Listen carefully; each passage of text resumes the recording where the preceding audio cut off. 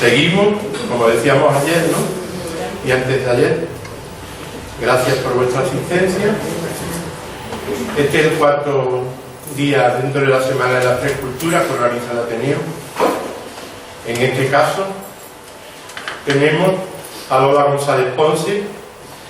Ella es pianista, musicóloga, profesora y directora de la orquesta Plectrum Gaditano y de la Big Band de Jerez. Titulada superior en piano y en lenguaje musical, licenciada en Historia y Ciencias de la Música, y directora de orquesta y alumna de la Escuela de Dirección Maestro Navarro Lara, profesora de música de IES de Sofía de Jerez, miembro del Ateneo de Jerez, en el que participa activamente en la sesión de música. Imparte desde el curso pasado un taller de escucha activa en el Ateneo de Jerez, que pretende acercar al gran público una forma de escuchar la música más analítica y participativa. En la actualidad centra su trabajo en el campo de la dirección de orquestas y diversas formaciones musicales, así como en la labor didáctica. La conferencia que esta noche va a dar Lola la hemos titulado Jerez en las cantigas de Santa María. El objetivo de esta comunicación es poner de relieve la importancia de las cantigas de Santa María como un documento literario, musical, historiográfico y artístico, y reparar en el lugar que ocupa la ciudad de Jerez y su historia dentro de esta obra única. Se abordará la singularidad de las cantigas de Santa María y su alcance desde un punto de vista divulgativo y asequible que permita conocer qué son las cantigas, cómo son, cuál es su autoría y cuándo se escribieron, por qué tienen tanta importancia y qué relación guarda Jerez con su temática. Las cantigas de Santa María deben ser una parada obligatoria dentro de la Semana de las Tres Culturas, ya que esta obra es uno de los mejores exponentes de la confluencia de la tradición judía, cristiana y musulmana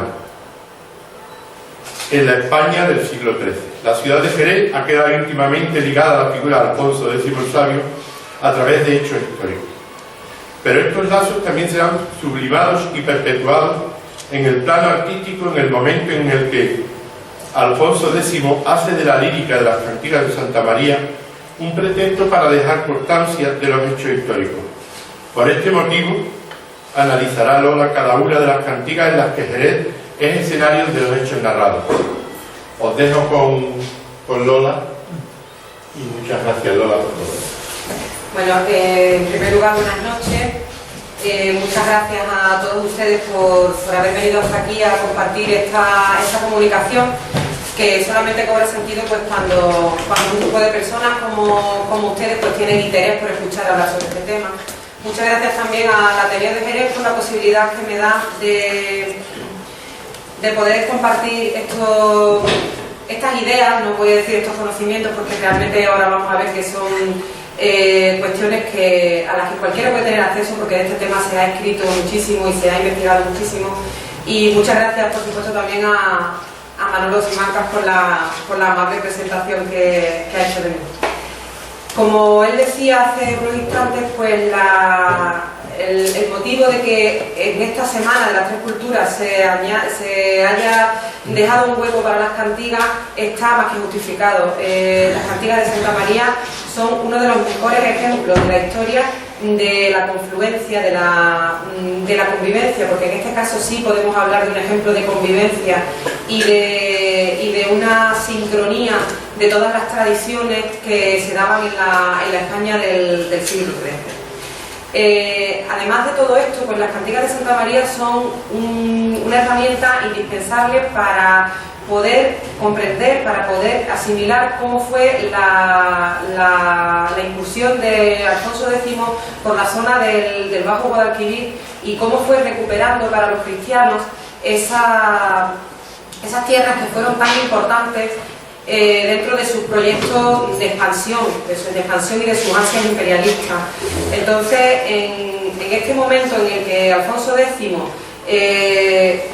tiene a bien venir a Jerez para continuar, para perpetuar la trayectoria que ya le había inculcado su padre Fernando III, pues todo esto va a quedar reflejado muy detalladamente a través de las cantigas como un documento historiográfico.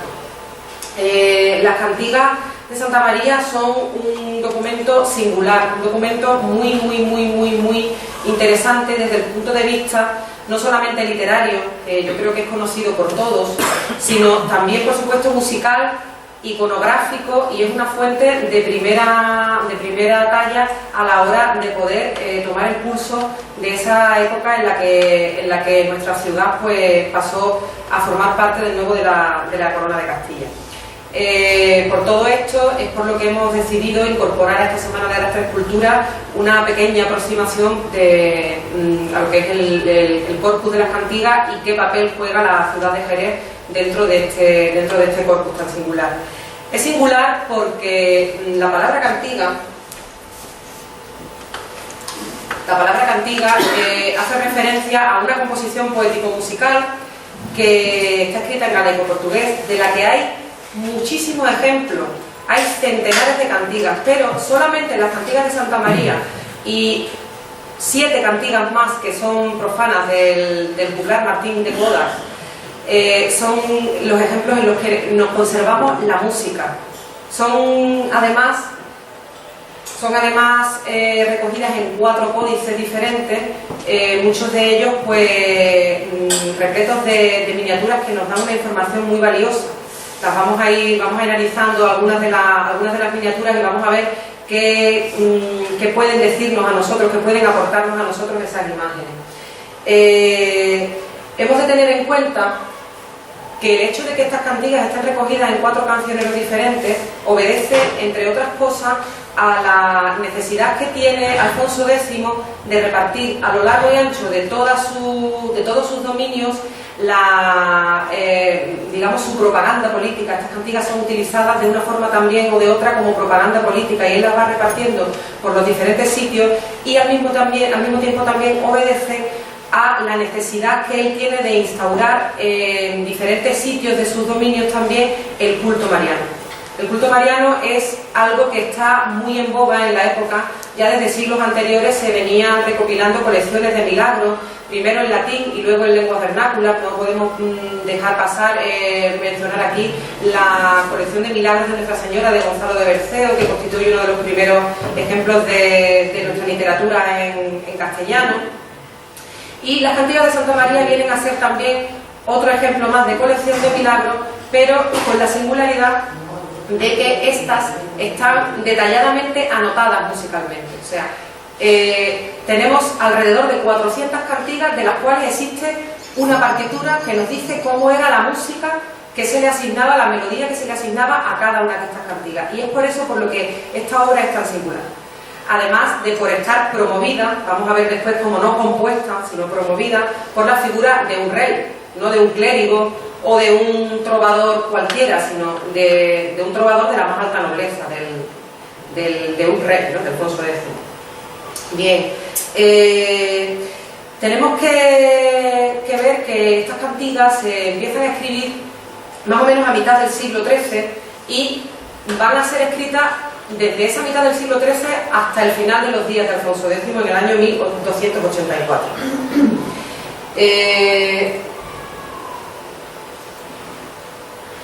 Estas cantigas pues fueron compuestas de una forma muy peculiar.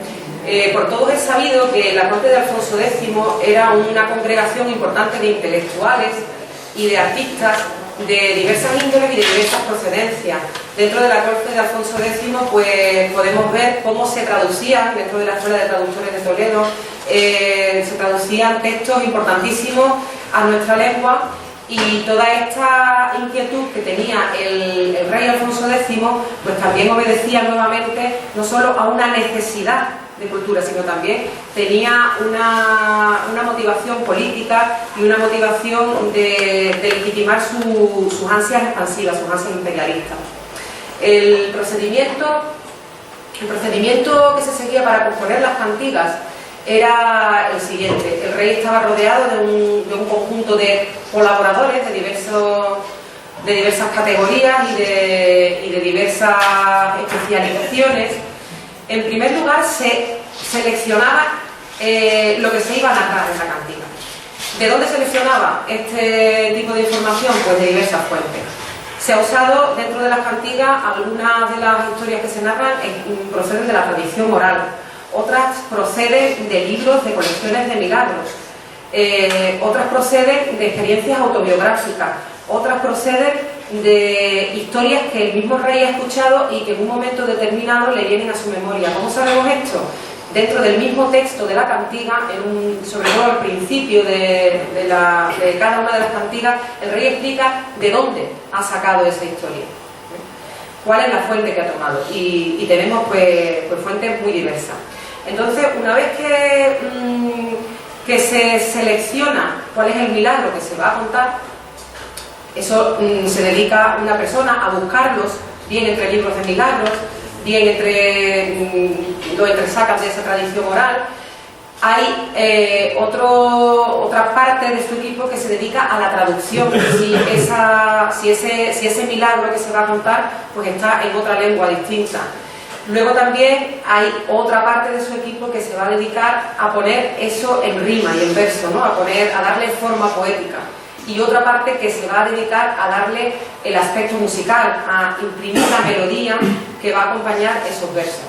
¿Cuál es la participación de Alfonso X el Sabio? Nos podremos preguntar dentro de las cantigas, porque hasta ahora, según lo que he dicho, las cantigas no las ha compuesto Alfonso X, sino su equipo.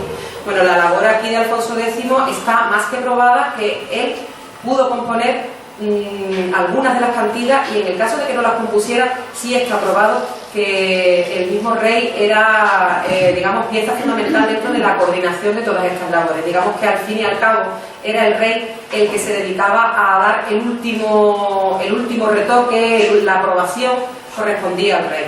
Entonces tenemos que ver que hablamos de Alfonso X como compositor, hablamos de Alfonso X como escritor, y hablamos de Alfonso X también como mecenas y como coordinador de toda esta labor. ¿Qué hubiera pasado si no hubiera sido Alfonso X la personalidad que está detrás de toda esta empresa? Pues que probablemente a día de hoy pues no conservásemos la mayor parte de las cantigas, y muchas de ellas se conservarían pues sin música. Al ser el rey Alfonso X el que ha estado detrás de todo esto, eso ha propiciado que se conserven en valiosos manuscritos que nos ofrecen muchísima información. De ahí la singularidad de esta obra, en cómo está hecha, la trascendencia que tiene y lo positivo que es que a día de hoy podamos tenerla como una fuente de incalculable valor. Bien, no sé si se ve muy bien, pero aquí podemos observar, yo he incluido aquí algunas imágenes de las miniaturas que iluminan algunos códices de los 4 que recogen las cantigas, y si nos damos cuenta, en ambas son muy parecidas. En ambas tenemos una figura central que representa, como es lógico, a la figura de Alfonso X, no casualmente colocado ahí, sino en el centro, en lugar preferente. Los grupos que le rodean son precisamente esos señores que se encargan del aspecto literario, los que buscan y traducen y le dan forma poética. Y los más alejados del rey son los juglares, los que se encargan de darle la música y los que se encargan de probar si funciona o no funciona realmente esa música que se le está otorgando. No quiero dejar pasar por alto la ubicación de cada uno de los grupos en esta viñeta, en esta miniatura. El rey, todo el mundo tiene claro que tiene que estar en el centro, pero los músicos siempre están en los extremos. ¿Por qué? Porque en la Edad Media la música no estaba considerada como un arte intelectual, sino estaba considerado como una especie de artificio, como una especie de semi-artesanía, ¿no? Digamos que era un trabajo que se hacía con las manos. Entonces, al ser un trabajo que se hace con las manos, no se tocar el instrumento, no se consideraba a la misma altura que se podía considerar la producción literaria.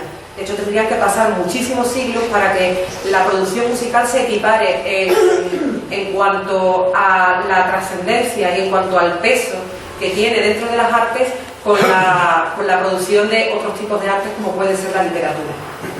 Bien, a lo largo de las muchísimas miniaturas que ilustran las cantigas vamos a ver muchísimas imágenes parecidas a esta, que nos dan, es una de las razones que nosotros tenemos para estar seguros de que el rey Alfonso X participó activamente. No solo esta, porque claro, el rey Alfonso X le podría convenir que se representara su imagen ahí en el centro, ¿no? Eso podría formar parte de una estrategia suya, pero luego vamos a ver cómo algunas cantigas están contadas por él en primera persona. Bien, aquí tenemos algunas otras viñetas. Si nos damos cuenta, las miniaturas son como una especie de cómic medieval. Es una idea muy típica de la época, en el sentido de que en aquella etapa de la historia pues las fuentes iconográficas se utilizaban para instruir al pueblo. Por todos es sabido que la población analfabeta, ¿no?, pues se valía de las imágenes en las iglesias para poder entender las escrituras a las que ellos no podían hacer de otra forma. Lógicamente no es el caso de las cantigas, porque estos manuscritos no están destinados para el pueblo llano, pero es una tendencia que se da en la Edad Media y que también podremos relacionar con los retablos góticos, en los que vemos calles, en los que vemos unas tablas que tienen un eminente pues carácter narrativo. Precisamente aquí lo que se nos está contando es por viñetas el milagro que se va a contar al lado. Este sería otra diferente, pero aquí en el texto vendría el texto al lado que narra el milagro, y luego debajo o encima vendría la parte en lo que se anotaría la música, no partitura, porque entonces pues no se anotaba la música de igual forma que ahora, pero la notación musical, ¿no? Entonces todas estas viñetas pues nos van explicando las distintas situaciones, las principales escenas en las que se desarrolla el milagro que se está contando. Vamos a observar dos tipos de cantigas principalmente. Unas cantigas son narrativas, precisamente estas a las que os estoy aludiendo a través de las viñetas, que son las que se llaman de milagro o de milagre, como se diría en galaico portugués. Y estas pues son bastante largas, porque narran una historia de principio a fin. La cantiga siempre empieza pues diciendo eso, ¿no? De dónde ha tomado el rey, de dónde ha tomado este milagro, de dónde le viene, cómo ha sido informado de este milagro. Y luego pues a lo largo de las diferentes estrofas va a ir desarrollando esa historia de principio a fin. Y esas estrofas se van a ir alternando con una sentencia, con un pequeño estribillo llamado razón. Se llama razón precisamente porque en ese estribillo se recoge la razón de por qué se le hace esa cantiga a Santa María, o sea, por qué hay que alabar a Santa María. Porque ha hecho este milagro que es tan maravilloso, que es tan glorioso, y en un par de versos, que es lo que tiene siempre los estribillos, se recoge ese milagro. Esta es la forma más extendida, de alrededor de 400, hay algunas más de 400. Cantigas que hay, la mayor parte de las cantigas tiene esta tipología de milagro narrativa. Y luego hay unas pocas, alrededor de unas 40, que son de loor, de alabanza. Estas son mucho más líricas, mucho más cortas. Los ritmos que se le atribuyen a este tipo de cantigas de loor son mucho menos estrictos, mucho menos medidos, son ritmos más libres, precisamente para acentuar ese carácter más poético, más lírico y menos narrativo que tienen esas cantigas de loor, en las que simplemente pues el rey Alfonso X se encarga de alabar a la Virgen de la misma forma que en la poesía trovadoresca el caballero alaba a la dama. Lo que pasa es que en este caso la dama pues no es una señora de carne y hueso, sino esa dama tan virtuosa que posee todas las bellezas y todas las maravillas del mundo. En este caso es la Virgen María. Seguramente todos tendrán en la cabeza la famosa cantiga de Santa María Estrela do Día, la cantiga número 100. Esa es una de las cantigas de loor, ¿no? Ahí no se cuenta ningún milagro, simplemente se dice que la Virgen es la estrella del día y que es la que nos puede mostrar el camino, y que a ella es a la que nos tenemos que encomendar. Bien, en cuanto a la estructura que tienen, en cuanto a la forma poética y musical, porque en este caso la forma poética y musical coincide plenamente, es decir, si vamos a repetir ese estribillo, no solamente vamos a repetir el texto de ese estribillo, sino que ese mismo texto que se repite va a ir acompañado también de una misma melodía, de forma que cada vez que escuchamos el estribillo escuchamos su mismo texto con su misma melodía. Y luego hay una serie de estrofas en las que se narra, en las que se va narrando, en las que avanza esa historia del milagro, que tienen una música diferente y que también tienen la misma música entre sí, o sea, todas las estrofas tienen la misma música, pero en este caso pues sí va cambiando el texto. Si pensamos, todos podemos darnos cuenta fácilmente de que es la estructura de la mayor parte de las canciones que se dan en la música popular a día de hoy. La música pop, la música rock, casi todas las canciones siguen esta estructura. Es algo que estaba ya bastante instaurado desde la época. Y esta estructura es la que conocemos con el nombre de Videlay. Es la estructura que tiene la mayor parte de cantigas narrativas, de las cantigas de milagros. Mientras que algunas de los, precisamente por esa influencia provenzal, por esa influencia de los trovadores provenzales, siguen otras estructuras un poco más sofisticadas, como la balada y como el rondó. Precisamente es en estas cantigas de lore, en estas que son más poéticas y más sofisticadas, en las que se aplica esta forma y no en las otras. Porque esta forma de Videlay, esta alternancia de estrofa-estribillo, hace que sea mucho más dinámica y mucho más aparente para poder dar avance, para poder dar pie a que esa historia vaya desarrollándose con mayor agilidad, ¿vale? Otra cosa que quería decir sobre la estructura musical de estas piezas es que posiblemente, aunque de esto no se puede dar seguridad, pero posiblemente estuvieran pensadas para que esa razón o estribillo las cantase el pueblo y las estrofas las cantase alguien pues con mayor dotación musical, con mayor formación, mayores conocimientos. ¿Por qué podemos decir esto? Porque cuando escuchamos las cantigas notamos cómo el estribillo es mucho más asequible musicalmente. Tiene una tesitura más grave, más adecuada a la voz de cualquiera que no tenga mucha práctica en el canto. En cambio, las estrofas están siempre utilizando un registro más agudo al que es más difícil acceder si uno no tiene una pequeña formación musical. En todo caso, las cantigas de Santa María son obras monódicas. Quiero decir con esto que no son obras que están escritas a varias melodías diferentes sonando a la vez, sino que son obras que, al igual que el canto gregoriano, aunque canten 10, 15, 20 personas, 10 personas, todas cantan la misma melodía, con el mismo ritmo y a la misma vez.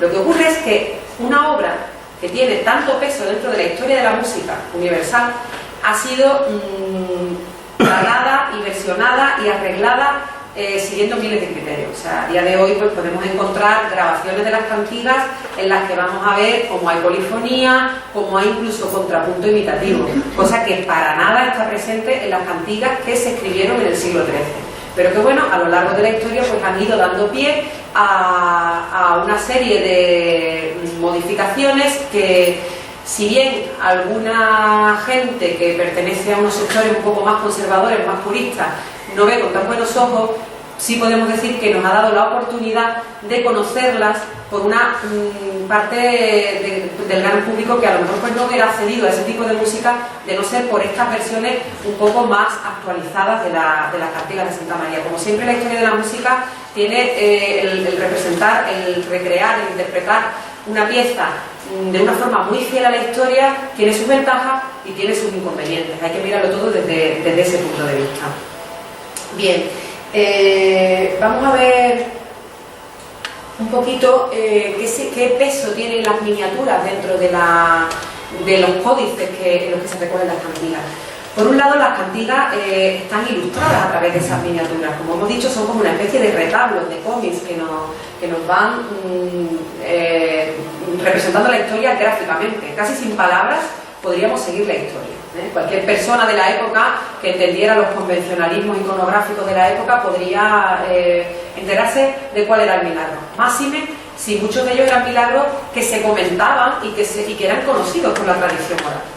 En el siglo XIII, de hecho, en las partidas se recoge, en las partidas de Alfonso X, se recoge qué condiciones tiene que cumplir un milagro para que sea considerado milagro. O sea, cualquier cosa no era considerada milagro. Luego, si uno lee las cantigas, pues se da cuenta de que los milagros que se narran allí a muchos de nosotros a día de hoy nos pueden parecer incluso muy cómicos. pero hay que trasladarse un poco a la mentalidad y a la religiosidad del siglo XIII, ¿no? Luego también la riqueza iconográfica que tienen las miniaturas de las cantigas de Santa María es incuestionable, porque no solamente nos muestran cómo se escribieron estas obras y cómo se compusieron y qué papel jugó el rey y qué papel jugaron los juglares, qué papel jugaron los trovadores, que no son lo mismo que los juglares. Los trovadores son compositores, compositores que componen la letra de la música, una especie de cantautor del siglo XIII, mientras que los juglares son ejecutantes con conocimientos musicales. No quiere decir esto que ellos no fuesen capaces de componer, pero los juglares tenían la función de intérprete. O sea, dentro de la escala, los juglares por eso son los últimos, porque son los que menos ponen de su intelecto dentro de la creación de las cantigas. Ellos solo las ejecutan. Nos muestran cómo se hacen las cantigas, nos muestran muchas imágenes que nos pueden dar noticias de cómo era la vida cotidiana entonces. A través de esos milagros se nos va a contar cosas que le acontecen a individuos de a pie. Eso nos puede ayudar muchísimo para hacernos una idea de cómo se vivía entonces, de qué tipo de cosas le ocurrían a la gente entonces y de cómo acudía a la Virgen y de cómo se recibía por parte de la población el que la Virgen hiciera o supuestamente hiciera esos tipos de milagros. Y por supuesto también una cosa que no quiero dejar pasar es que los códices de las cantigas de Santa María, sobre todo el códice rico, el que se conserva en la biblioteca del Escorial, son como una especie de catálogo organológico de la época. Gracias a las muchísimas ilustraciones de instrumentos de la época que aparecen en esos códices, a día de hoy se han podido reconstruir instrumentos a imagen y semejanza de los que existían en el siglo XIII.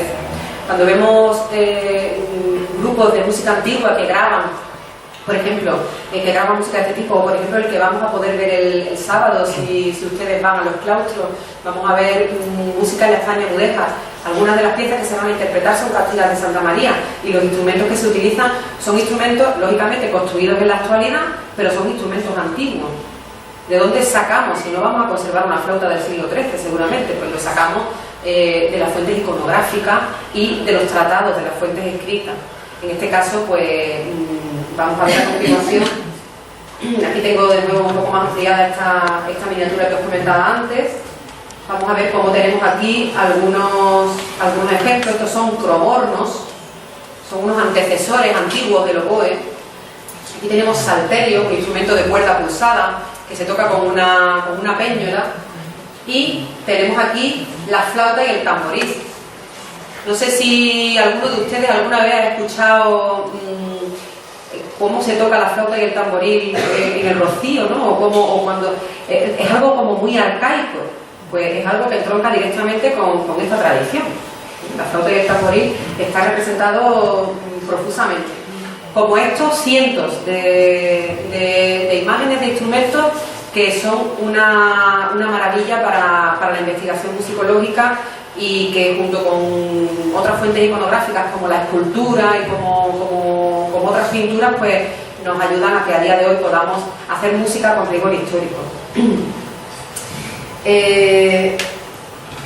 Vamos a pasar ya a hablar un poquito de Jerez y vamos a ver pues la imagen del pendón, que solamente pues podemos ver ya de esta forma, porque desafortunadamente no lo podemos ver de otra. Entonces me ha parecido interesante, casi también de forma reivindicativa, traerlo aquí, ahora que hablamos ya directamente de las cantigas de Jerez, traerlo aquí como portada de la importancia que tuvo Jerez dentro de las cantigas, pues porque afortunadamente la importancia de Jerez en las cantigas está más reconocida que la importancia que tuvo el pendón, que a día de hoy pues no podemos disfrutar de él.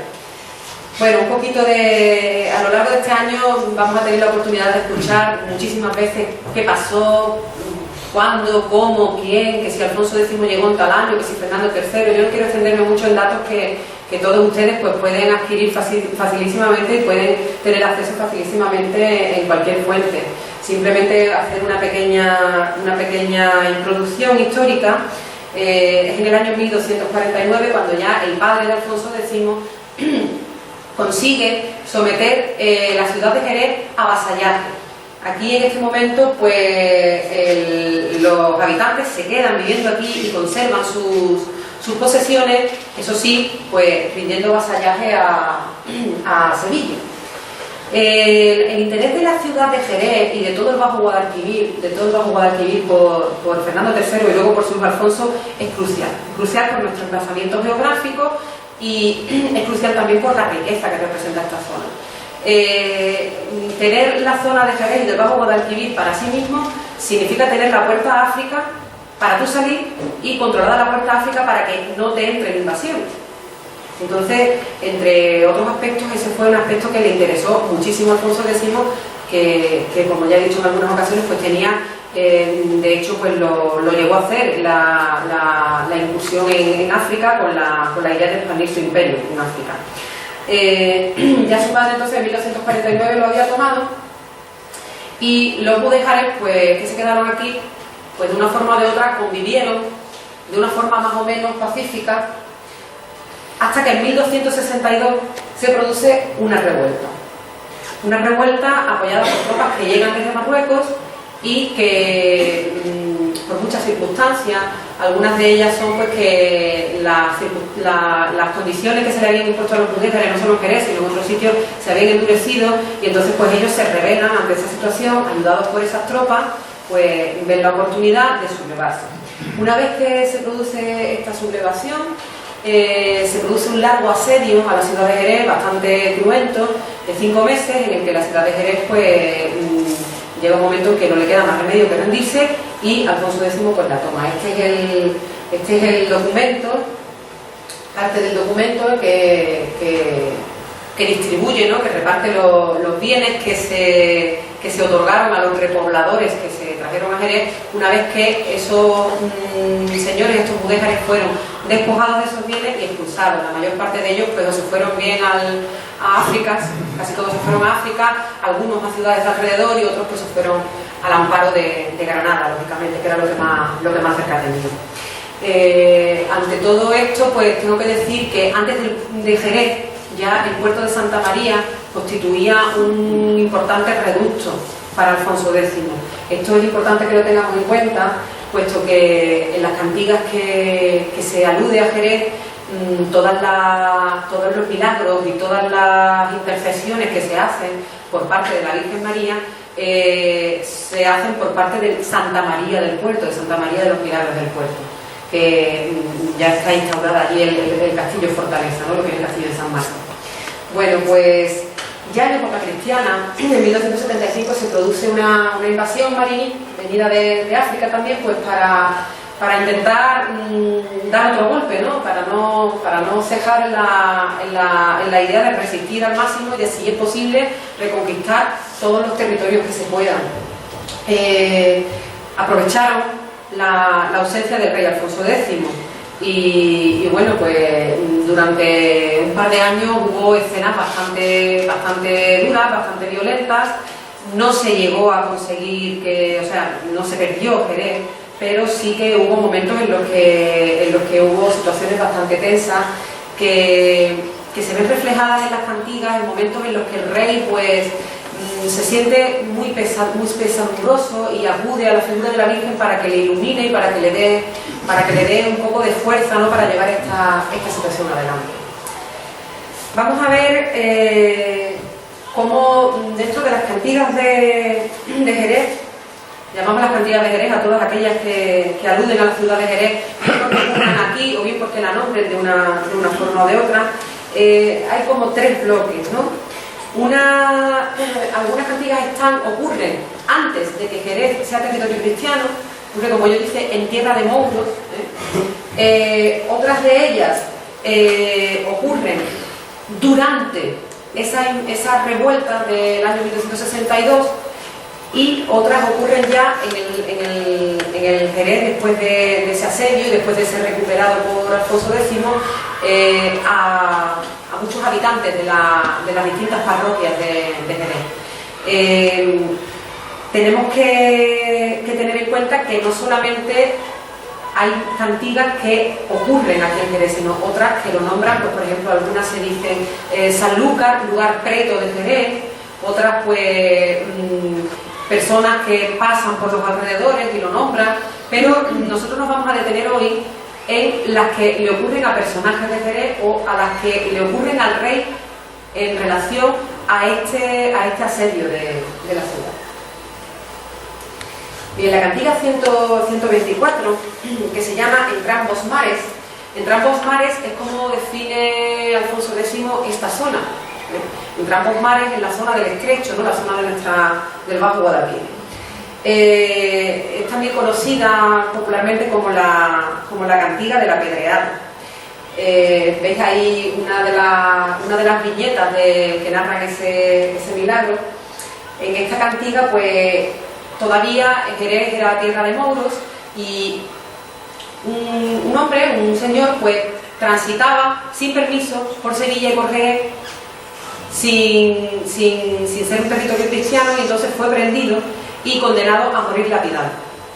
Aquí tenemos la escena de la lapidación.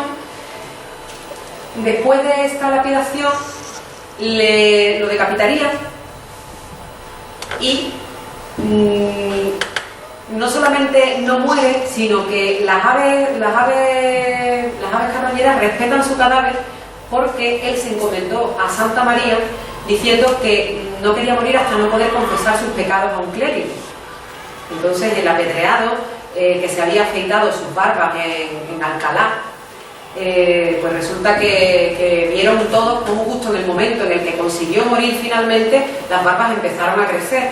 Eso fue lo que Alfonso X tomó como prueba fehaciente de que aquello era un milagro muy excepcional. Le crecía la barba y las aves carroñeras lo respetaban, en muestra de que la Virgen Gloriosa había realizado en este hombre un milagro porque se había encomendado a él. Incluso después de ser degollado, este hombre no murió hasta no confesar sus pecados. Vamos a ver si podemos escucharla.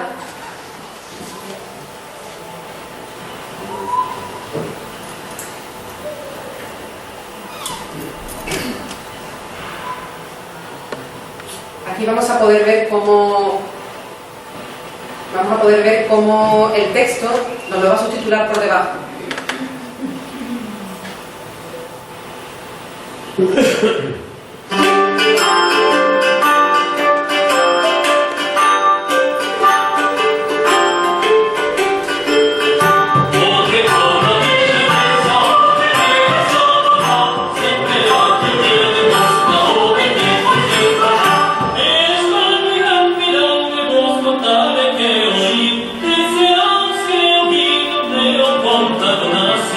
Como eu sempre quero, esse conto eu aprendi.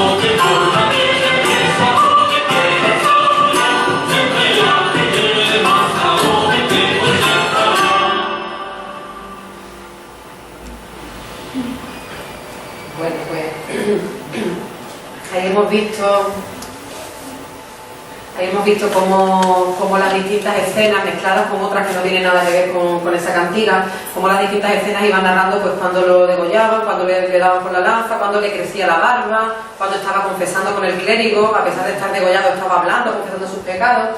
No sé si ustedes se han fijado en ese carácter monódico que decía, de forma que en el estribillo había varias personas cantando, pero todas cantaban la misma melodía, mientras que las estrofas estaban cantadas por un solista y que son un poco más difíciles de cantar, son unas melodías un poco más elaboradas, no mucho más, pero un poco más elaboradas.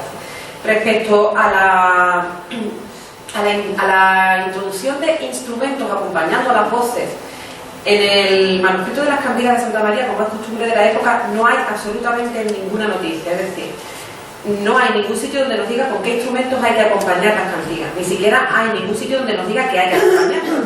Es cierto que están repletas de miniaturas de instrumentos. Eso no solamente nos supone una fuente para conocer cómo eran los instrumentos de la época, sino que también nos supone que es lícito acompañarlas de instrumentos, pero en ningún sitio se escribe ninguna línea instrumental. Pero no se hace en las cantigas y no se hace en ningún tipo de música de esta época, porque, como he dicho antes, la música instrumental era algo que estaba bastante por debajo de la música vocal. Solamente se escribía la línea que llevaba texto. ¿Por qué? Pues porque la palabra sí tiene poder de comunicar algo, pero la música, los sonidos musicales, pues no tienen ningún contenido concreto y entonces no interesaban, porque no podían comunicar nada, según la estética y según la mentalidad de la época, por supuesto. Cómo se han intentado reconstruir la interpretación de estas cantigas y qué criterios se siguen a la hora de acompañarlas con instrumentos. Si ustedes se han dado cuenta, los instrumentos lo que van haciendo básicamente es doblar, hacer la misma melodía que hace la voz, pero con los instrumentos y añadiéndole algunos adornos. O sea, no hay una melodía nueva, no puede haberla, porque si la hubiera, el compositor la hubiera anotado. Si nosotros le ponemos una melodía nueva acompañando los instrumentos a las voces, estamos inventándonos algo que no pertenece a las cantigas, sino que lo acabamos de poner nosotros.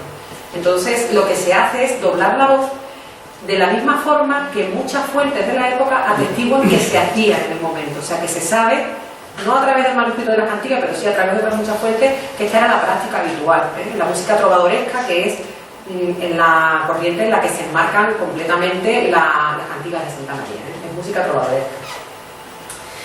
Vamos a ver ahora dos cantigas que ocurren durante esa revuelta, y estas son quizás para mí de las más interesantes porque narran hechos históricos y además porque al estar narradas, una de ellas en primera persona por el rey, yo lo veo como una legitimación de la empresa del rey. O sea, el rey al contar en las cantigas que la Virgen le asiste en su empresa de conquistar y de expulsar a los moros y de expandir su imperio y tal, está legitimando de alguna manera todas sus intenciones, con lo cual el rey no solamente se expresaba artísticamente a través de las cantigas, sino que era una herramienta que le era muy útil de cara a validar, a darle una consistencia moral y una consistencia casi divina a su empresa, cosa que era completamente imprescindible en la época. Bien, pues la cantiga 345 es muy interesante porque narra una visión que tuvo el rey, un sueño que tuvo el rey durante la siesta. A él le llegaron noticias de que tenía que venir aquí a ayudar a Jerez porque Jerez estaba sufriendo esas revueltas y que se necesitaba la mano del rey. El rey en principio se negó a venir, con lo cual pues aquí se las tuvieron que ver un poco con los recursos que tenían, pero el rey en una siesta pues vio cómo la Virgen se dirigía a él entre llamas y le acercaba la figura del niño diciéndole que por favor que salvara a su hijo de las llamas. Entonces él interpretó rápidamente que el Alcázar de Jerez, que ya en aquel momento era cristiano y cuya mezquita ya no era mezquita sino que era la capilla de Santa María del Alcázar, cómo esa capilla estaba siendo tomada, estaba siendo quemada y cómo la figura de la Virgen corría peligro. Entonces él rápidamente entendió que no podía seguir negándose a prestar esa ayuda y pues vino y se decidió a hacer ese asedio que finalmente pues le dio la victoria. seguramente este rey ni siquiera tuviera esa visión. Seguramente es la forma que él tiene de contar que hasta ese momento que la Virgen no le dijo que viniera, él se nos va a dar la ayuda, pero que cuando se lo pidió la Virgen ya no se pudo negar. Sería, entre otras cosas, una forma de justificar por qué eligió ese momento y no otro para venir a dar la ayuda a la ciudad de Jerez. O sea, aquí tenemos una de los muchísimos ejemplos en los que podemos ver que las cantigas de Santa María son una fuente literaria, como literaria que son, tienen mucho de ficción, pero es una fuente historiográfica también. Es una de las primeras crónicas del Jerez cristiano. Las cantigas de Santa María son una de las primeras crónicas. Bien, pues una vez que el rey acude aquí y que ya la capilla pues se puede volver a consagrar, se devuelve la imagen de Santa María del Alcázar al altar, y a partir de ahí pues se hacen muchas celebraciones en honor a la Virgen, y el rey le presta mucho cariño a esa capilla. A partir de ese momento el rey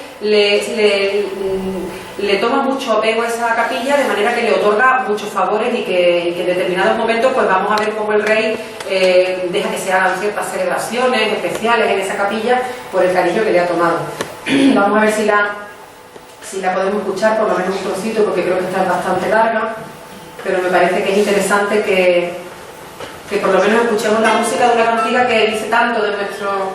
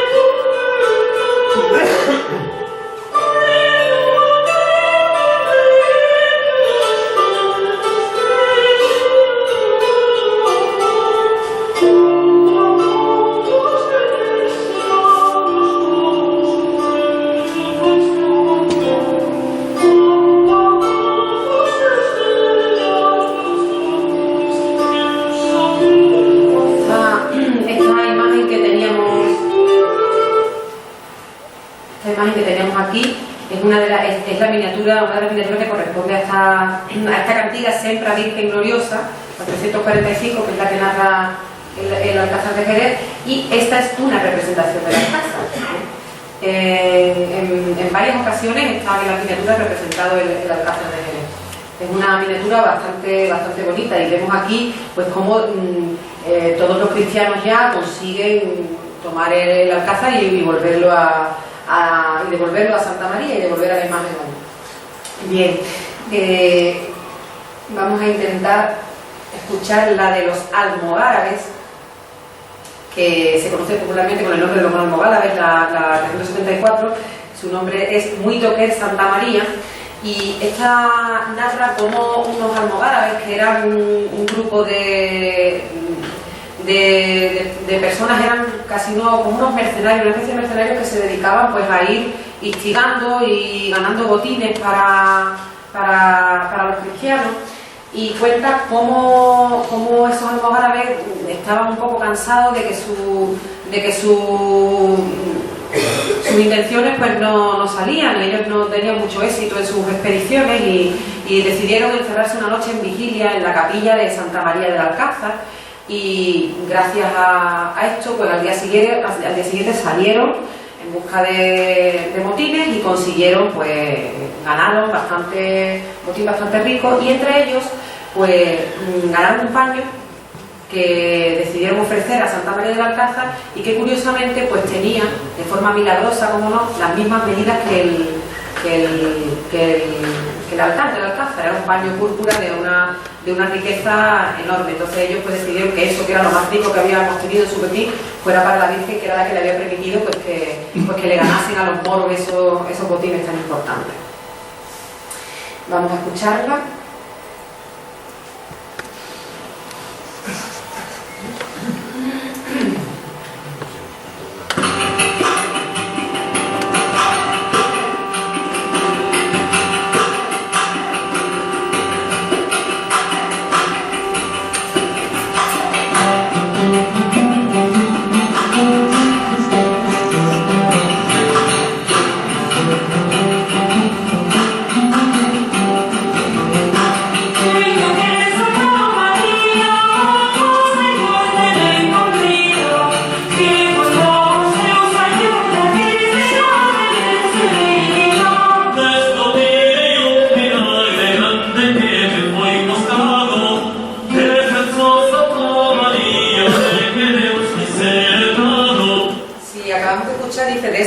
De esto diré de un milagro que a mí me fue mostrado a través de Santa María, o sea que ahí en esa primera estrofa es en la que explica de dónde le viene a él la información, de dónde viene la fuente. Si os parece lo atrasamos un minutillo para que escuchéis porque se entiende muy bien, en otras ocasiones no se entiende bien, pero aquí se entiende.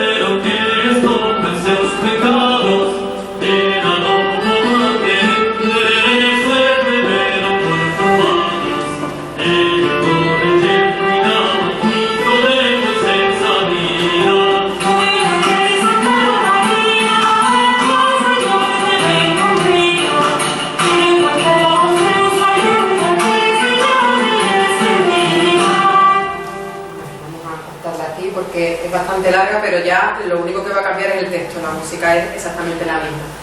Respecto a la reconstrucción de la interpretación musical de las cantigas, mientras la notación musical es bastante precisa en el aspecto melódico, no lo es tanto en el aspecto rítmico.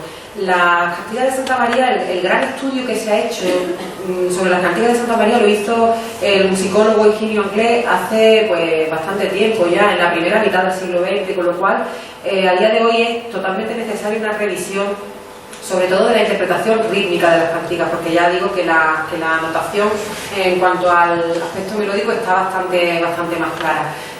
Hay muchísimas formas, hay muchas opiniones que difieren unas de otras, pero bueno, sí es verdad que la más aceptada a día de hoy, por ser el estudio más grande que se ha hecho y mejor hasta el momento, es la de Higinio Anglés, que es la que se sigue normalmente a la hora de poder editar o de poder grabar estas cantigas.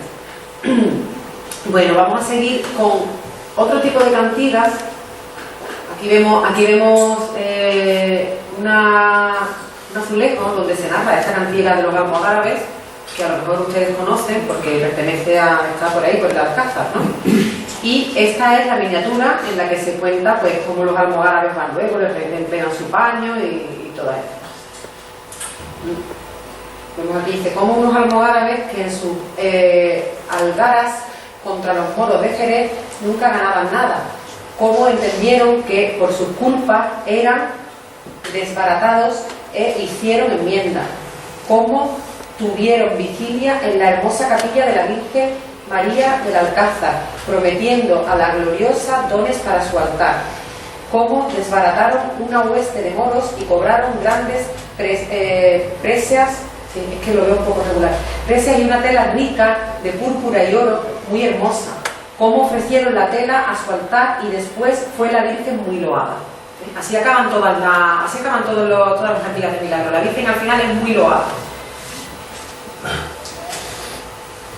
Bueno, aquí tenemos una imagen de un sello que se hizo pues cuando se conmemoró el 700 aniversario, hace ahora 50 años, y esto es una imagen de Santa María del Alcázar, precisamente. Vamos a ver ahora el caso de una cantiga que obedece a las típicas rogativas de la época. Hay una sequía y bueno, pues se ruega para que la Virgen medie para que esa sequía pues cese y los cultivos sean productivos. Entonces, en esta cantiga 143, que se conoce popularmente como Lluvia en Jerez, pero que su número es pero que su número 143, el nombre original es que alguna cosa, quien alguna cosa quiser pedir. Es una forma de decir que quien algo quiera pedir, a quien se lo tiene que pedir es a Santa María.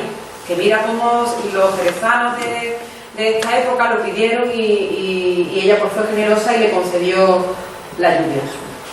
Vamos a pasar, esto ya ocurre en tiempos ya del Jerez, lógicamente en manos ya de los cristianos. Vamos a ver ahora otro grupo de cantigas, otro conjunto de cantigas que son milagros que ocurren a moradores, a ciudadanos de la ciudad. La 391, como Poda Gloriosa, que se conoce popularmente como la moza de Jerez, cuenta con una tullida, una chica tullida que va en romería a Santa María del Puerto a pedir pues que le alivie sus males. Pues como una noche en su casa su familia escuchó un estruendo, la escuchó gritar como si se estuviera muriendo. Y cuando fueron a verla, a ver qué le ocurría, la chica contó que es que la propia Virgen había ido y le había estirado los miembros y se los había puesto derecho. O sea que le tuvo que doler bastante, porque la Virgen hizo el milagro, pero lo podía haber hecho de otra forma también. No, vamos,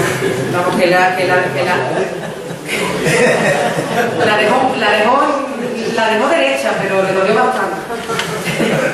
Entonces le retorció los miembros. Este empeño que tenía el rey Alfonso X en hacer notoria lo milagrosa que era la Virgen de Santa María del Puerto no es casual. El rey quería instaurar ciertos sitios en los que la peregrinación fuera cada vez mayor. Uno de ellos fue el puerto de Santa María. O sea, sabemos que en esta época existen muchos centros de peregrinación. Está Montserrat, por ejemplo, ¿no? En Montserrat, que también tenemos el ejemplo musical importantísimo, un códice del Libre Vermel de Montserrat, en el que se recoge la música que se practicaba un poco pues en ese templo por parte de los fieles que llegaban de romería, danzaban, cantaban y bueno, pues se recoge en ese códice. Pues un poco Alfonso X también tenía la intención de que a lo largo de todo su territorio hubiera muchos sitios donde la gente fuera en peregrinación, o sea, fomentar esos centros de peregrinación. Probablemente lo hiciera con la intención también de promocionar su empresa y de dar a conocer todos los territorios que él iba conquistando. De forma que bueno, pues para él el puerto de Santa María se constituye como un lugar emblemático e importante, pues él lo convierte en un lugar importante de peregrinación y eso lo da a conocer también a él, da a conocer sus hazañas. Entonces, todas las cantigas de estos ciudadanos de Jerez ocurren porque van a peregrinar al puerto. Bien, otra de ellas es el hijo cautivo. En San Salvador, una familia de la parroquia de San Salvador, pues tenían unas viñas y mandaron a su hijo menor a cuidar unas viñas. Total, que el chico, este hijo menor, es cautivado por los moros. Una vez que es cautivado por los moros, es llevado al puerto de Algeciras y a partir de allí pues su futuro podía ser totalmente incierto, porque podía ser vendido como esclavo o podía desaparecer para nunca más volver. Entonces, pues los padres de este chico fueron rápidamente en romería, hicieron una ofrenda, dice la cantiga, no de un cirio de cebo ni de no, sino un cirio de cera enorme, o sea, un cirio de mucha calidad, no era una lámpara de aceite ni. Entonces, la Virgen, que vio el esfuerzo que habían hecho y esa ofrenda tan importante, pues lo liberó del cautiverio. Otra cantiga muy conocida, que la vamos a escuchar, la 381, el nombre es Como a voz de Jesucristo, como la voz de Jesucristo. Es la que se conoce como el niño de San Marcos. Se llama como la voz de Jesucristo porque el milagro no lo obra la Virgen, sino la voz de su hijo, es el niño de la Virgen el que obra el milagro. Pero el niño de la Virgen de Santa María del Pueblo. ¿Qué es lo que ocurre? Pues que un niño muy querido por sus padres, que vivía en la parroquia de San Marcos, enferma con una fiebre altísima, de manera que su madre, que según dice la cantiga lo quería más que a nada en el mundo, desesperada acude rápidamente a la Virgen para que intercediera y que hiciera el milagro de que sanase. El niño pues termina muriendo y la madre quería morir con él, estaba totalmente desesperada, y la Virgen, al ver tal desesperación, pues se conmovió, y su hijo también se conmovió, de manera que la voz del niño Jesús le habló al niño difunto y lo levantó como a Lázaro, y es curioso como dice la cantiga, dice, lo levantó muy sano y muy alegre, o sea que el niño salió de allí como si no le hubiera ocurrido nada. Entonces, a partir de ese momento, pues fueron muchos los loores que se hicieron a Santa María por esta hazaña, ¿no? Por este milagro. Vamos a escuchar por lo menos un trocito de la cantiga del niño de San Marcos, que a mí me parece una de las más bonitas del texto. Aquí han puesto el castillo de San Marcos, pero el que lo ha puesto no tiene mucha idea de que San Marcos se refería a la cantiga, ¿eh? Lo piden los hechos.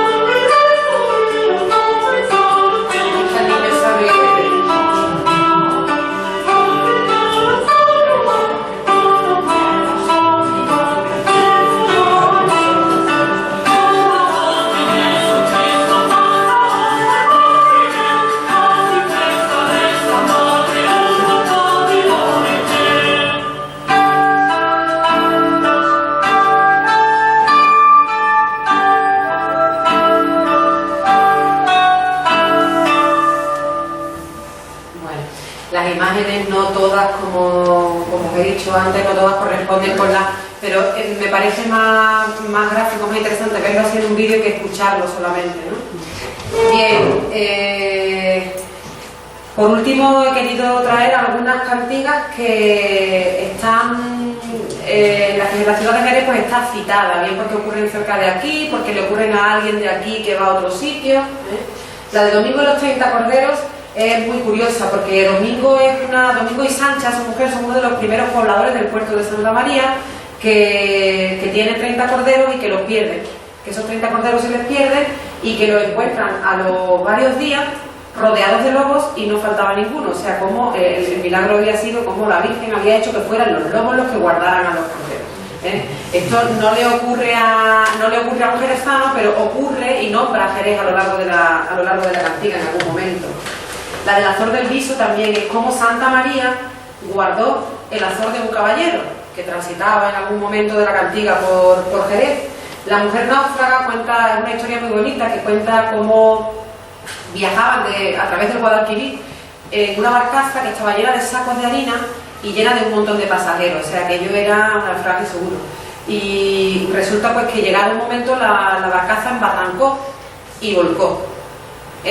Todo el mundo pereció, salvo una mujer que se había encomendado a Santa María y que consiguió llegar a la orilla agarrada a un saco de harina. Los demás murieron todos. Ahí se habla de Jerez porque se dice que San Lucas de Barrameda es lugar preto de Jerez. Se habla de que es de la zona, ¿no? Y bueno, quería por último pues destacar que aunque a nosotros nos parezca que son muy pocas dentro de las 400 y pico, 420 aproximadamente cantigas que hay en total, que los ejemplos en los que se nombra Jerez son pocos, nos puede parecer pocos a priori, tenemos que decir que Jerez es una de las ciudades que más se nombra en las cantigas. Se nombra hasta 12 veces.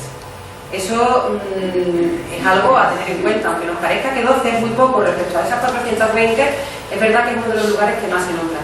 Y eso nos tiene que hacer pensar la importancia que tenía para Alfonso X la ciudad.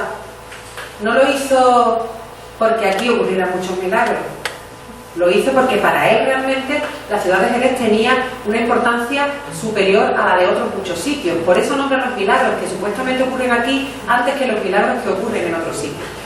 La presencia dentro de las cantigas de Santa María de la ciudad es siempre una muestra de la relevancia que tiene política y económica para las intenciones y para poder conseguir la empresa del rey.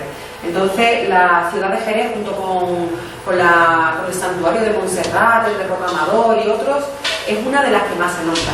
Y por eso pues me había parecido interesante traer esta comunicación que bueno, no es ningún descubrimiento, yo no he traído aquí ninguna conclusión de ninguna investigación porque toda esta información está por muchos sitios, hay mucho escrito sobre la cantiga de Santa María, pero bueno, me parecía interesante pues podérsela exponer a ustedes y compartir con ustedes pues en el año en el que se celebra precisamente la incorporación de Jerez a la Corona de Castilla, cómo esto ha quedado ahí reflejado de una forma tan artística, tan poética y tan bonita en una obra que forma parte pues de la literatura universal y de la historia de la música universal como son las cantigas de Santa María. Parece importante dentro de la conmemoración del 750 aniversario. Y si tienen ustedes alguna pregunta que hacerme, pues yo gustosa se la respondo y si no, pues muchísimas gracias y espero que haya sido de su agrado.